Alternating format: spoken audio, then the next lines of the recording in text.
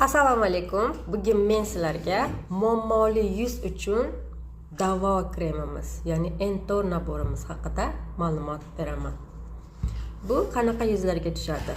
Bu yuzi o'ta yog'li va muammoli yuzlarga tushadi. Mana bu gel penka. Bunda ikki mahal yuviladi. Sovun ishlatish mumkin emas. Sovun tarkibida ishqori mavjud. Ikki mahal yuviladi. Mana bu losyon.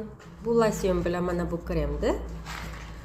Losyon bilan yuzni tozalab, kremni surtasiz, ikki mahalik losyon. Mana bu maska.